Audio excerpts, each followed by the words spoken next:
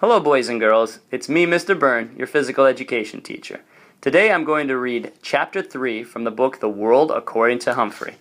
In this picture here, you can see my wife, Mrs. Byrne, and me enjoying a dance together. So here we go, we're going to go to of The World According to Humphrey, and it is entitled The Two Faces of Mrs. Brisbane.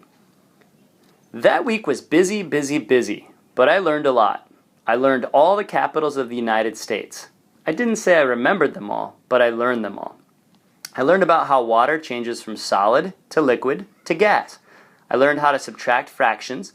I learned something else, something very weird. There are two Mrs. Brisbanes, and I thought one Mrs. Brisbane was one too many. The first Mrs. Brisbane is a good teacher, just like Aldo said. She's better than Ms. Mack was at getting AJ to lower his voice. She's better at getting Heidi to raise her hand before she blurts something out loud.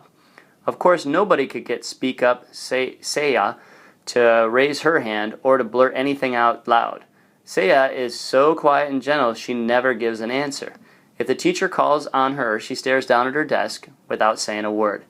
But when it's Saya's turn to clean my cage and feed me, she holds me in her hands so gently.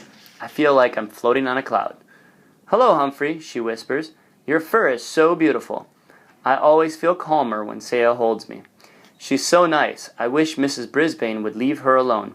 Ms. Mack hardly ever called on Saya once she realized how shy she was. But Mrs. Brisbane calls on her all the time. She won't leave her alone. "Saya, speak up, please. I know you know the answer," she'd say while Saya stared at the top of her desk as if she were watching a TV show there. But I was shocked when Mrs. Brisbane got annoyed with Saya, sweet, shy Saya, and said, "You will stay in during recess." Saya still stared down without moving a muscle, but a minute later I saw something wet drop from Saya's eye to the table.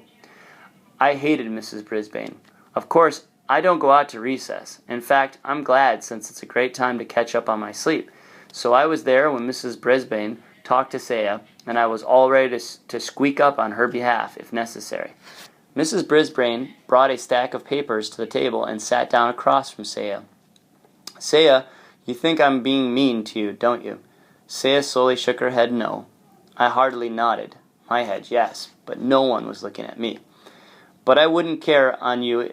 I wouldn't call on you if I didn't know that you know the answers," the teacher explained. "Look at your papers and tests. You get 100% on everything: spelling, science, geography, and arithmetic. Your vocabulary is excellent, but I've never heard you speak. Can you tell me why?" I checked my notebook and I was pretty impressed. I only got an 85% on the last vocabulary test. "This girl is smart." Saya still did not speak. "Saya, I'm going to have to send a note home to your parents.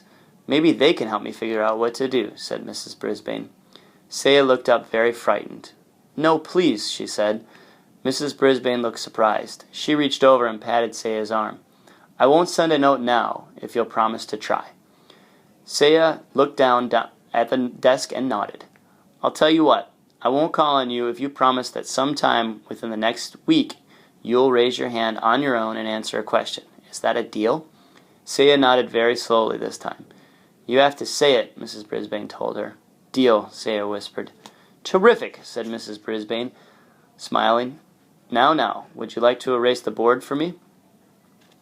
Saya jumped up and hurried to the board. All the students in room 26 liked to erase the board for some reason. Mrs. Brisbane was sure hard to figure out.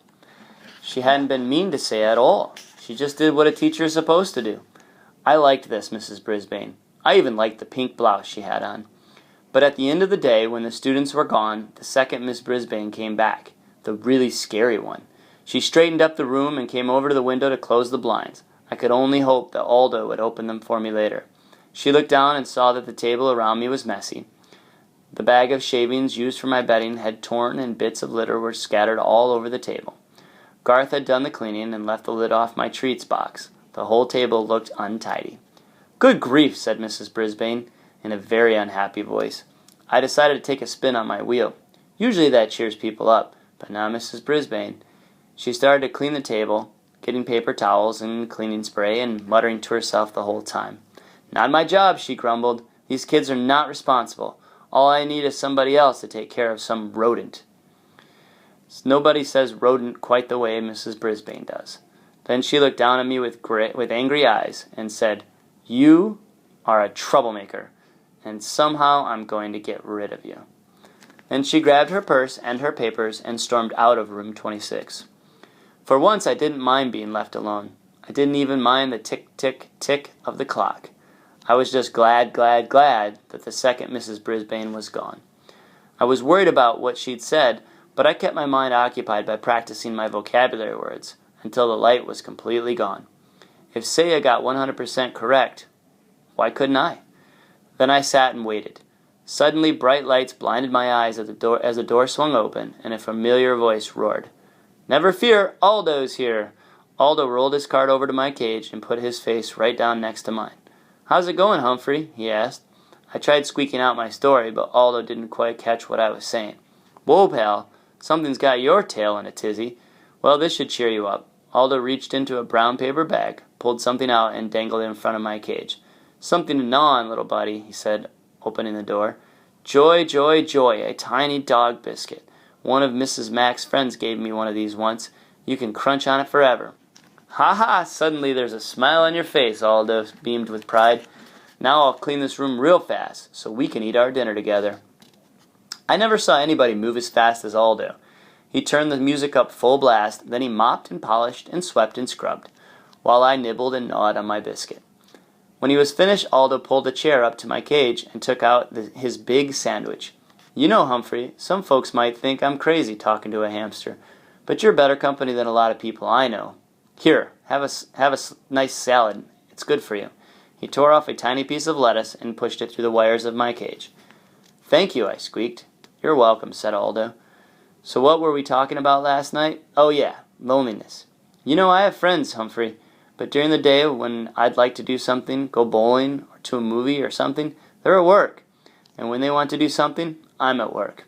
Of course there's the weekend, but I usually see my family, you know, my brother and his family, my nieces and nephews. I got a big family." Suddenly, Aldo bopped the side of his head with the palm of his hand. "Whoa, Humphrey, I never told you. My nephew, he's in your class. Richie Rinaldi. He sits over there." He pointed to the far side of the room. "He always has the neatest desk in the class. He'd better, or he'll hear from his uncle. Do you know him?" "Of course," I squeaked. "Repeat that, please, Richie." "One of the nicest boys in the class, but he mumbled a lot and usually had to repeat something 2 or 3 times to be understood." Aldo crunched his bag and tossed it into the trash. "Well, I'm out of here. You know they've got a frog in room 16, but he's not good company like you are. He sings nice, though." "Sing? I'll sing to you, Aldo," I thought. "Squeak, squeak, squeak." "Don't worry.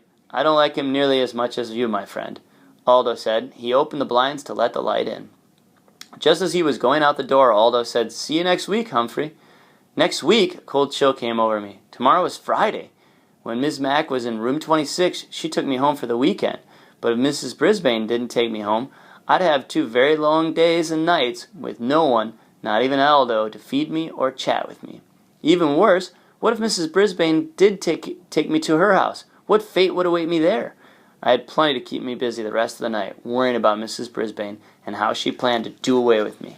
"Ms. Mack, please come back."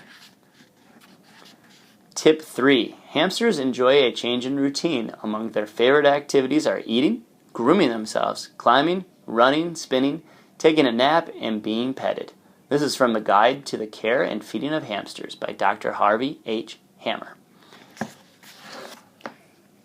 Made with Doodlecast Pro.